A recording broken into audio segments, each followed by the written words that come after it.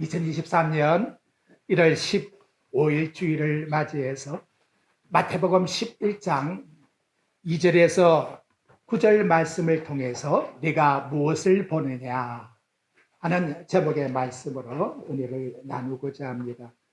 본문은 세례 요한이 옥에 갇혀 있을 때 그 두 제자를 예수 그리스도께 보내어 질문을 던지게 합니다.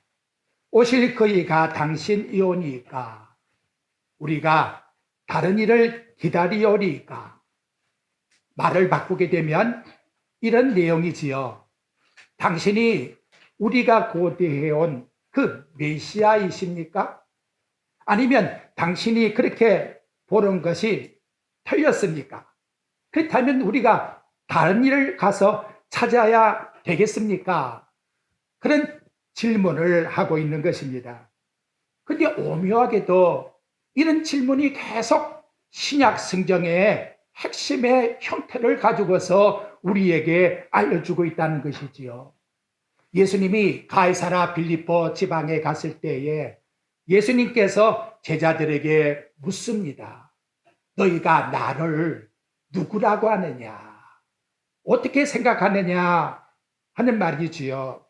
그리고 마태복음 22장 42절 말씀에 가보게 되면 너희는 그리스도께 대해서 어떻게 생각하느냐? 네 자손이냐? 다윗이 나를 주라고 하였으니 네가 어떻게 다윗의 자손이 될 수가 있겠느냐? 그렇다면 신약 성경이 흘러가고 있는 성경의 핵심이 무엇을 우리에게 일러주고 있는가 하는 것이지요. 그것은 오직 이 땅에 오신 예수 그리스도만이 하나님이시다 하는 것을 계속해서 전개하면서 일러주고 있다는 거예요. 여러분이 마태복음 1장을 보게 되면 출발이 아브라함과 다윗과 다윗의 자손 예수 그리스도의 계보라, 족보라고 그렇게 말씀이 나오고 있습니다. 그러면서 신약 성경의 마지막에 가보게 되면 바로 그분, 우리 주인 되신 예수 그리스도여 어서 오시옵소서, 일명 마라나다라고 하는 인사말로 끝나게 된다는 것이지요. 이 땅에 오신 예수님만이 우리 인간을 구원하실 대속해 주신 분이시고, 그분이 죽으셨다가 부활하셔서 하늘의 보좌에 계신 분이시고, 이 땅의 신약시대에 살고 있는 저와 여러분들은 그분이 오시기를 기대하며 재림을 바라보며 살아가는 것이 신앙생활이다 하는 걸 말씀해 주고 있다는 거예요. 기독교의 본질이라는 것은 도덕의 열매가 우선이 아니에요. 기독교의 신앙의 본질이라는 것은 날과 절기를 지킨다는 이것이 구원의 조건이 아니에요. 기독교의 생명이라는 것은 교회의 조직과 체계가 구원을 전제로 해주는 그런 조직이 구원을 주는 것이 전혀 아니라는 거지요. 기독교의 본질은 뭐냐? 그것은 하나님과 나 사이의 각각 개인의 관계의 문제라는 것을 말씀해 주고 있다는 거예요. 저와 여러분이 각각 우리 예수님을 어떤 분으로 섬기느냐, 거기에 대한 확신이 우리 신앙이라고 말씀해 주는 거예요. 아무리 죄인 중에 괴수랄지라도 주님이 나를 구원하신 하나님이십니다 하는 걸 믿게 되면, 여러분 잘 알잖아요. 구원받은 강도 봐요. 얼마나 죄가 많으면 인간이 십자가에 못 박아 죽여버립니까? 그럼에도 불구하고 마지막에 중앙에 있는 그리스도를 나의 주님으로 하나님으로 믿을 때에 우리 하나님 그리스도께서 곧 너 오늘 나와 함께 낙원에 있으리라. 이것이 바로 우리 기독교의 구원 종교라고 말씀하고 있다는 거지요. 그런데 당시에 서기관들과 제사장들과 바리새인들 보십시오. 얼마나 화려한 성전에서 수많은 재물을 가지고 웅장한 제사를 드리지 않습니까? 그런데 하나님의 아들은 그것을 향해 뭐라고 했느냐? 그런 성전 헐어버리라. 그런 제사 받지 않는다. 이렇게 선포를 해버렸다는 거지요. 유대인들이 그 말을 들을 때에 충격을 받았습니다. 그래서 십자가에 못 박아 죽일 때에 죄목을 찾으니까 무엇이 떠올랐느냐? 저분이 바로 성전을 헐어버리라, 3일 만에 일으키리라고 성전 모독죄를 범한 사람입니다 하고 제목을 갖다 붙였다는 것이지요. 하지만 여러분, 생각해 봐요. 이 세상에 어느 누구든지 다 죽는데, 죽은 다음 이분 앞에 설 것인데 이분을 믿지 않고 어떻게 구원을 받을 수가 있겠습니까? 이것이 바로 신약 성경의 가장 중요한 핵심이고 우리 신앙의 신앙 고백이라는 것을 일러주고 있는 것입니다. 바울 사도가 갈라디아 4장 10절과 11절에 보면, 너희들 이렇게 믿으면 헛되이 믿는다? 어떻게 믿으면 너희가 날과 달과 절기를 상가지키려고 하니, 그 날, 달, 절기, 그것이 마치 내게 구원을 주는 것처럼 그렇게 너희가 생각하니 내가 너희를 위해서 수고한 것이 헛될까 두려우니라 라고 말씀하고 있다는 거지요. 지키지 말라는 것이 아니에요. 무엇이 더 가치가 있는가? 믿음이 얼마나 중요한가? 그걸 우리의 삶 속에서 항상 최고의 가치로 여기고 신앙생활로 살지 아니하면 바울의 말과 같이 너 신앙생활, 헛된 신앙생활 한다 라고 성경은 일러주고 있다는 거예요. 근데 갈라디아 교회만 그런 게 아니에요. 로마서 14장 말씀의 내용에 가보게 되면 이들이 또한 이런 현상이 로마 교회에 일어났다는 거예요. 그래서 여러분들이 로마서 14장 5절 말씀에 가봐요. 어떤 이들은 이 날을 저날보다 더 낮게 여기고 좋게 여기고, 어떤 이들은 모든 날을 같게 여기니 각각 자기 마음으로 확정할지니, 나를 중히 여기는 자도 주를 중히 여기는 것이고 먹는 것도 주를 위해서 먹는 것이니, 먹든지 마시든지 살든지 죽든지 주를 위해서 사는 그 믿음, 그것만이 가장 중요한 것이다. 이렇게 바울이 일러주면서 뭐라고 했느냐? 이것 가지고 편견하지 말라. 그래서 로마서 14장 4절 말씀에 가보게 되면, 너가 구원의 본질이 아닌 이걸 가지고 형제를 비판한다 할 것 같으면 하나님이 정죄하리라고 말씀하고 있는 거예요. 교회는 예수 그리스도의 십자가밖에는 자랑할 곳이 없는 거예요. 교회가 십자가 외에 다른 걸 자랑하고 있다면 그 교회는 이미 부패한 교회, 타락한 교회라는 거예요. 그래서 신약 성경은 일관전 지속적인 증거가 뭐냐? 바로 예수 그리스도를 떠나서는 아무것도 할 수가 없다고 하는 예수 그리스도만이 우리 구원의 주가 되심을 증거하는 것, 이것이 믿음의 생명이요 교회의 사명이라고 우리에게 일러주고 있는 것입니다. 오묘하게도 신약 성경을 쭉 읽어보게 되면 예수 그리스도를 떠난 인간의 문제에 대해서는 어떤 질문도 성경은 거절하고 있습니다. 예를 들어서 도덕의 문제로 내가 어떻게 살아야 될까요?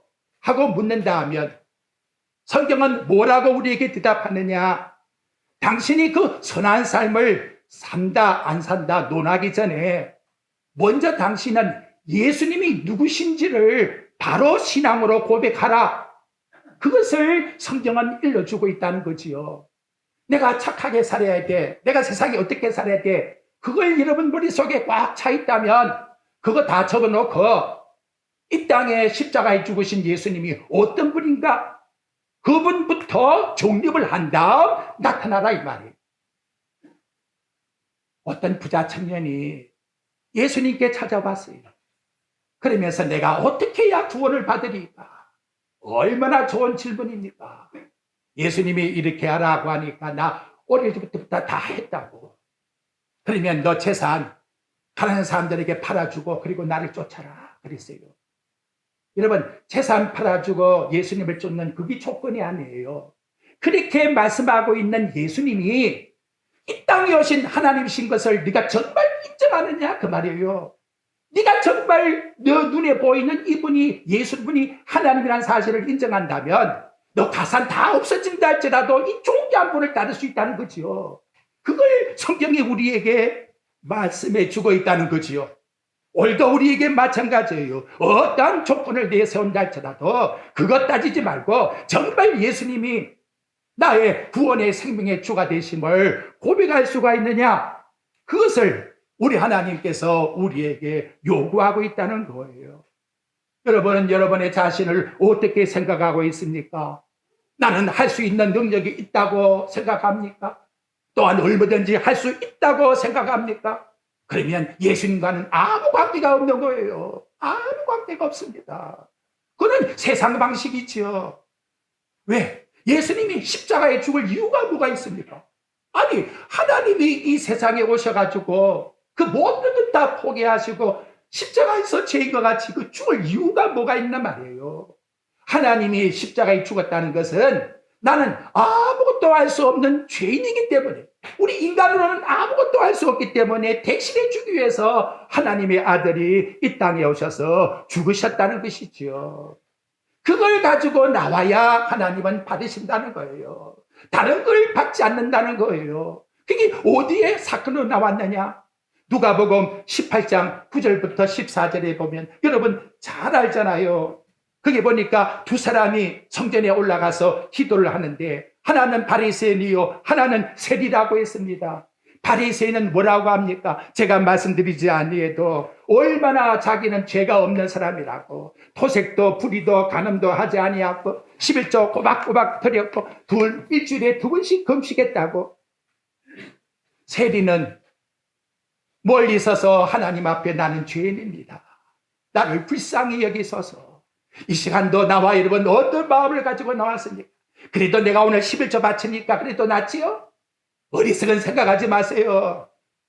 하나님이 그 재물 보고 물질 보고 나를 의롭다 하십니까? 그래도 하나님 나는 이렇게 했으니까, 목사가 그래도 내 한 40년 동안 목회했으니까 평균보다 낫지요? 어리석은 생각하면 안 되는 거예요. 나는 하나님 앞에 아무것도 할 수 없는 죄인입니다. 그래서 5시간 말씀하잖아요. 전적 타락. 죽을 수밖에 없는 죄인이 아니고 무슨 죄인? 따라합시다. 죽었던 죄인. 죽었던 죄인이요. 시체가 뭘 하겠다고. 무능력이요. 아무것도 할 수 없는 거예요. 예수를 의지하지 아니하면 어떠한 능력도 가치가 없다 이 말이에요. 나는 하나님 앞에 죄인인 것을 알고 살아가는 거. 그렇다면 어떻게 남을 판단할 수 있겠나 이 말이죠. 그래서 야고보 사도가 야고보서 4장 12절에서 말씀해요. 입법자와 재판자는 오직 하나뿐이니 능히 구원하기도 하시고 멸하기도 하시느니라. 너는 누군데 이웃을 판단하느냐? 네가 만일 형제를 판단하면 너는 율법의 준행자가 아니야. 너 재판장만 재판과 너 하나님이잖아. 이렇게 말씀해 주고 있다는 것을 우리에게 일러주고 있는 겁니다. 교회는, 이 성경은 예수의 피밖에 없어요. 그래서 바울이 고린도 교인들에게 뭐라고 했느냐? 고린도전서 1장 17절 말씀에 나가보게 되면 그리스도께서 나를 보내신 것은 세례를 베풀게 하심이 아니라는 거예요. 그러면 뭐냐 그 말이에요. 내가 너희들에게 지혜의 말로 하고자 함이 아니라 십자가가 헛되게 될까 봐. 얼마나 십자가의 피를 중요시하고 있나 이 말이죠. 오늘 나와 여러분 세례 중요합니다. 바울이 로마서 6장에서 세례가 얼마나 중요한가를 말씀해 주고 있습니다. 하지만 여러분 세례를 받았다 해서 구원의 전제 조건이 되는 게 아니란 말이에요. 세례를 안 받아도, 십자가에 구원받은 강도가 얼마든지 세례 안 받아도 구원받을 수 있어요. 하지만 내가 정말 하나님의 자녀라면 어떻게 안 받을 수 있겠나? 이 좋은 예수님, 나의 구원의 주가 되시는데 이분이 아니면, 그분이 죽으시고 부활하신 것을 내가 믿지 않고 어떻게 내가 구원받겠습니까? 그래서 세례를 준다는 것이지요. 신앙생활의 해답은 딱 하나밖에 없어요. 내가 어떻게 예수를 생각하고 믿는가? 이거를 알지 못하고 고린도 교인들이 자기들의 조직과 은사와 병거침과 예언과 방언과 영들의 분별함과 그리고 통역의 은사를 가지고 자랑하니까 결론에 가서 뭐라고 말씀했느냐? 너희가 믿음이 있는가 너희 자신 시험해봐.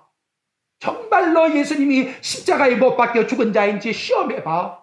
그리고 너 자신을 확증해야 된다.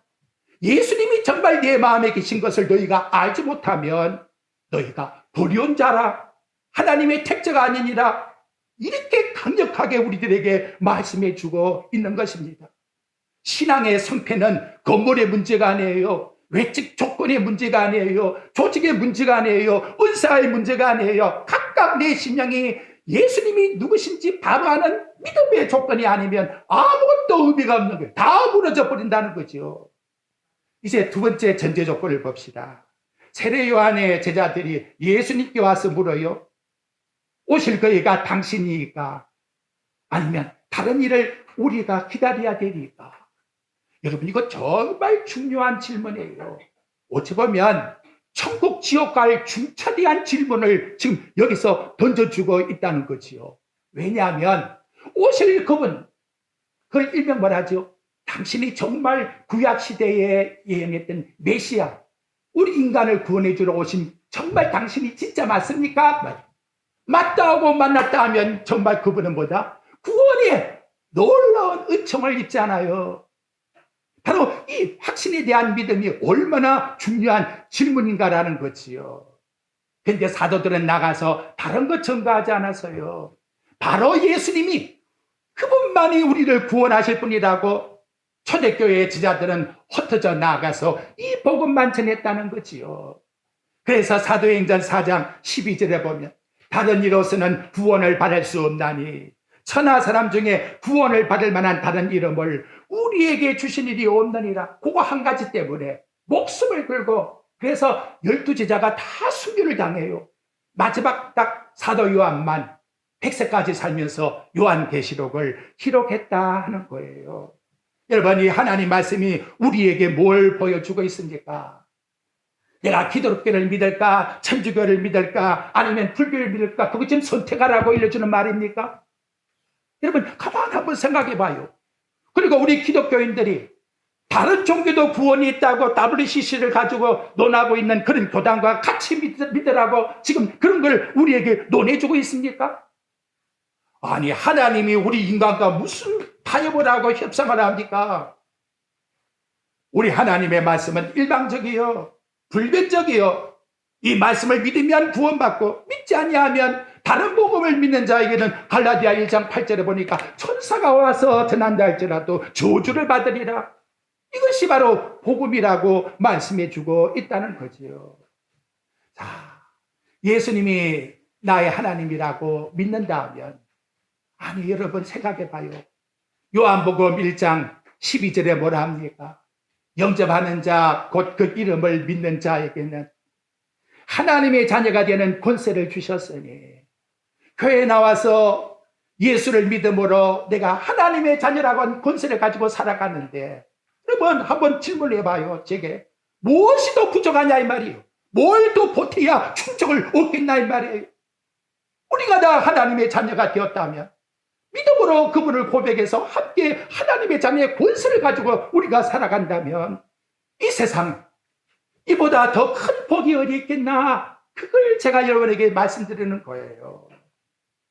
여러분, 이 세상에 처음으로 지구가 돈다 자전설을 말한 분이 15세기에 코페르니쿠스라고 하는 분이 했어요. 그걸 해놓으니까 천주교에서 코페르니쿠스를 죽이려고 했고요. 그래서 도망쳐다녀. 그리고 결국에 가서 죽게 되는데, 그분이 훗사람들에게 내가 죽은 다음에 피색에다가 이렇게 좀 새겨다오.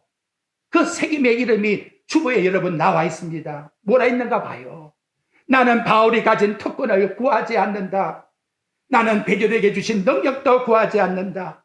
나는 다만, 우리 한번 따라해 봅시다. 십자가에서 강도에게 주신 용서를 원한다. 자, 이거밖에 없어요. 십자가에서 구원을 주신 그 용서를, 주여 내가 죽을 때에 나에게도 주옵소서. 아멘. 아멘 소리가 없네. 아멘. 아멘. 이보다 더 큰 복이 없어요. 뭘 여러분 더 원하십니까? 아니, 에베소 2장 8절에 구원이 나오잖아요. 너희는 그 은혜로 인하여 그 믿음으로 말미암아 우리는 아무 조건이 붙는 게 없어요. 너에게서 난 것이 아니니 하나님 선물이라. 행위에서 난 것이 아니야. 누구든지 자랑하지 못하게 합니다. 하나님 교회에 뭘 내세우고 자랑하겠나 이 말이지요. 다음 여러분 7절 말씀으로 가보십시오. 참, 이 말씀이 얼마나 무서운지. 그들이 떠나며 예수께서 무리에게 요한에 대하여 말씀해요. 너 뭐 보려고 광야에 나갔더냐? 뭘 보려고 이 시간 교회에 나왔습니까, 여러분? 우리에게 질문을 던지고 있습니다. 참 생명을 보려 왔느냐? 참 영생을 보려 왔느냐? 아니면 육신의 것을 보려 왔느냐? 인간의 것을 보려 왔느냐? 썩어질 욕심의 성취를 보려 왔느냐? 그러면서 하신 말씀이 9절에 뭐라고 합니까? 거기에 말씀에 나가보게 되면 8절 말씀 하반절에 보니까 부드러운 옷을 입은 사람은 어디에 있다? 왕궁에 있어요. 부드러운 옷을 원하십니까? 아름다운 옷을 원하십니까? 내 아름다운 본됨을 여러분 요구하십니까? 교회 안에는 없어요. 만약 있다면 그건 가짜 교회예요. 하나님의 교회가 아니에요. 광야에 있는 그리스도는 그러한 분이 아니라는 거예요. 나는 화려한 분도 아니요, 화려한 비단 옷을 입은 사람도 아니라는 거예요. 그걸 요구한다면 저 헤롯궁에 바로에게 가라는 거예요. 여기는 없다는 거예요. 여기는 무엇이 있느냐? 십자가에 못 박아 죽은 하나님의 아들뿐이다 라고 말씀하고 있는 거예요. 여러분, 교회를 왜 찾아옵니까? 비단 옷, 부드러운 아름다운 옷을 원한다 할 것 같으면 십자가에 못 박이신 예수님은 거기 안 계십니다. 안 계십니다. 우리 예수님께서 이와 같이 우리에게 말씀해 주고 있는 거예요. 그래서 교회는 뭐냐? 제가 생각하다가 나 자신이 예수 그리스도의 십자가에 함께 죽은 무덤을 보여주는 곳이다. 무덤을 보여주는 것. 여기서 너도 죽은 곳이야. 죽은 곳이야. 여기서 너 죽지 아니하면 너는 구원받을 수가 없어. 그걸 보여주는 것이 교회라는 거예요. 바울은 갈라디아 2장 20절에서 이를 고백하고 있습니다.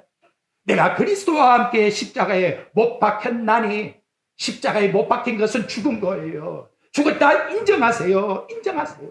이것이 진정한 교회의 연합체입니다. 고백입니다. 그리고 한마디 뭡니까? 오직 이제는 내가 상기한 내 속에 그리스도께서 사셔서 역사하신, 사나 죽으나 모든 것은 다 그분이 하시니 그분이 일러주는 대로 나는 뭐 할 뿐이다? 순종할 뿐이다. 믿으십니까? 네, 감사합니다. 감사합니다. 자, 마태복음 17장에 가보게 되면 베드로가 변화산에 갔지요. 그리고 예수님이 변형하셨어요. 본래 하나님의 모습으로 싹 바뀌어졌다는 거예요. 아, 베드로가 얼마나 거기서 보기가 좋으면 여기가 좋사오니, 좋사오니 초막 찍고 여기서 영원히 삽시다. 여러분, 교회 나와서 그런 마음이 있습니까? 여기가 좋사오니, 아, 여기가 뭐가 좋아요? 아니, 예수님이 계시는 그 산이 뭐가 그리 좋나 이 말이에요. 산에 무슨 시설이 좋다고? 왜 좋다고 합니까? 세상 환경 보고 좋다고 하는 겁니까? 뭘 보고 좋다고 말씀하고 있습니까? 예수님이 하나님이라는 사실을 발견하니까 또 부러워. 도남이 없다 이 말이에요. 여러분의 삶 속에 예수님이 하나님이신 것을 발견해봐요. 더 부러운 게 없어요. 아이고, 이것도 있어야 되겠는데, 저것도 있어야 되겠는데, 이것도 있어야 되겠는데. 마음속에 이 갈증이 왜 생깁니까? 예수님만으로 만족을 못하니까. 여러분, 예수님만으로 만족해봐요. 초막 같은 산에서도 교회가 하나님 앞에서 감사하다고, 최고 좋다고 말씀을 해요. 그리고 밤모섬에 간 그 사도 요한 보십시오. 밤모섬에 뭐가 좋다고? 그 속에서 하늘나라를 바라보고 위로함을 받으면서 기쁨을 누리고 있지 않습니까? 얼마나 감사합니까? 이것이 바로 교회의 모습이라고 일러주는 것입니다. 요한계시록 7장 9절부터 10절에 가봐요. 이 일 후에 내가 보니 각 나라와 족속과 백성과 방언과 아무 셀 수 없는 큰 무리가, 거기는 남녀노소 구분이 없어요. 다 하나님의 자녀예요. 그리고는 하나님 앞에 무엇만 드립니까? 찬양과 경배와 감사함을 드리는 거예요. 무리가. 그래서 제가 놀라운 것을 발견했습니다. 요한복음 6장에 보니까 예수님께서 디비라 언덕에서 설교를 해요. 그때는 여러분, 우리처럼 이렇게 조직을 갖추고 설교하는 게 아니에요. 무리들에게 복음을 전했는데 참 놀라운 것은 여러분, 거기 내용에 보니까 한 아기가 아니, 아기가 뭔데 예수님이 아이를 구분한 게 아니란 말이에요. 설교를 해줬는데 아이가 무엇을 보리떡 5개와 물고기 2마리를 가지고 나와서 5,000명을 먹이고 12강줄이가 남았다는 거예요. 그러면서 내가 설교자로서 깨달은 게 있어요. 아이라고 해서 이 성경 말씀을 갖다가 내 생각대로 어떻게 해주라, 그게 아니라는 거지요. 하나님이 집에 와서 설교하시는데 요한복음 6장에 뭐라고, 얘들아 너희들이 내 살과 내 피를 먹고 마시지 아니하면 나와 아무 관계가 없느니라. 어떻게 이렇게 어려운 설교를 아이들에게 일러줄 수 있겠나 이 말이지요. 오늘 나와 여러분 한번 생각해 봅시다. 인간은 여러분 나이에 구분이 있어요. 지식에 구분이 있어요. 그런데 영적으로는 어린아기나 노인이나 아무 구분이 없습니다. 여러분 구분이 없어요. 예수님이 하나님의 사실을 알려주지 않으면 아이도 천국 못 갑니다. 누가 하시기 때문에? 성령이 하시기 때문에 그렇다는 거예요. 성령이 하시기 때문에. 세례 요한의 어머니가 예수님이 잉태했을 때 가니까 계속해서 뛰었잖아요. 몇 개월이었는데 6개월 난 아이가 뭘 안다고. 이것이 하나님이 하시는 구원의 역사라고 오늘 우리에게 일러줍니다. 오늘 본문의 결론을 맺읍시다. 여러분 6절 말씀해 보십시오. 제 마음이 띠끔해요. 누구든지 나로 말미암아 실족하지 아니한 자는 복이 있도다. 말씀을 전하는 자나 말씀을 받는 자나 누구로 말미암아? 세상 물질이 아니에요. 세상 것 때문에 실족하는 게 아니에요. 예수 믿는 사람은 예수님 때문에 실족할 수도 있다는 거예요. 얼마나 무서운 말씀을 우리에게 던져주고 있습니까? 예수님을 바로 믿지 아니하면 내가 예수 믿다가 내가 실족할 수 있다는 거예요. 얼마나 무서운 말씀을 던져주고 있나 이 말이지요. 그래서 파라가이 선교사가 나한테 문자가 하나 왔는데 뭐라고 왔느냐. 내가 띠끔했어요. 주여 말세에 폐교하는 자가 되지 않도록 도와주소서. 얼마나 간절한지. 내가 내 자신이 폐교할지 모르기 때문에 나를 좀 도와달라고. 이게 얼마나 간절한 마음입니까? 근데 성경은 넉넉히 구원을 받는다고 해요. 실족하지 않는다고 말씀해요. 어떻게 하면? 딴 방법이 없어요. 베드로후서 1장 10절과 11절 말씀에 가보니까 형제들아 너희 힘써 너희 부르심과 택하심을 굳게 해라. 다른 방법이 아무것도 없어요. 힘써. 예수 그리스도가 나를 위하여 죽으시고 나를 위하여 구원하신 분이라는 것을 굳게 다지고 또 다지고 또 다지고 내 마음속에 믿어라. 그렇게 행한 적 언제든지 실족하지 아니하리라. 이제 아시겠죠? 여러분에게 있어서 모든 신앙생활 속에서 실족하지 않고 승리하는 방법은 예수 그리스도가 바로 나의 주님이시고 그분이 아니면 나는 살아남을 수가 없습니다. 그죠? 예수 그리스도만 믿고. 그래서 세례 요한이 예수님을 뭐라고 증거합니까? 요한복음 1장 27절에 보니까 자기는 전혀 나에서 오질 않아요. 나는 그 신발 끝 풀기도 감당치 못하겠노라. 요한복음 1장 29절에는 거기 보니까 세상죄를 지고 가는 하나님의 어린 양을 보라. 요한복음 1장 34절에는 그가 하나님의 아들이심을 증언하노라. 제가 볼 때는 세상에 너무 불쌍하다. 나이 30세의 젊은 나이에 집도 한 칸도 없고 저 광야에 나아가서 남에게 박해받고 핍박받고 해외여행하기 좋은 말만 했다 할 것 같으면 궁전에서 맛있는 거 먹고 편하게 살 것인데 당신은 어떻게 해서 남의 여자를 얻어가지고 당신은 살고 있습니까? 하고 한마디 했더니 너 죽일 놈하고 감옥에 가둬서 죽일 날만 기다리고 있으니 무슨 이것이 하나님 앞에서 행복이라고 말씀할 수 있겠나 이 말이지요. 그런데 예수님이 인정하셨어요. 세례 요한보다 선지자 중에 큰 자가 없느니라. 없느니라. 여러분 이 땅에 살다가 영원히 살 사람이 있어요. 한 번은 다 죽잖아요. 그 다음 생각합시다. 우리 주님 앞에서 나는 어떻게 주님 앞에 설 것인가. 근데 성경은 이렇게 말해요. 아버지 하나님께서 이끌지 아니하시면 누구도 내게 올 자가 없느니라. 여러분 여기 아무나 나온 게 아닙니다. 아버지가 나를 이끌지 아니하시면 절대로 여기 나올 수가 없는 거예요. 그러면 뭘 가지고 기뻐하라 했습니까? 누가복음 10장 20절에 보니까 너 나가서 기적 행한 것 가지고 기뻐하지 말고 하늘나라에 내 이름이 기록된 걸 가지고 기뻐하라고. 아멘. 오늘 나와 여러분이 예수님이 하나님이라는 걸 나는 모르겠는데 믿게 해주어서 믿어지니 얼마나 감사합니까? 그래서 우리 하나님 앞에 나와 함께 한 주를 고백하게 되었으니 바로 이 믿음을 인정하고 남은 인생에 다른 거 없어요. 삼일째 하나님 앞에 영광을 돌려드리며 이 땅에서 그 이름을 나타내는데 거기에 부닥친다면 목숨을 걸고 믿음의 선한 싸움을 싸우고 승리해 나가는 이것만이 바로 하나님이 우리에게 원하시는 신앙이라는 것을 기억하시고 우리 다 함께 그 나라 갈 때에 여기 계신 분 한 명도 들이지 않고 더 영원한 천국에서 우리 하나님께 찬양하며 경배하는 천국의 백성이 반드시 되시기를 주님의 이름으로 축원드립니다.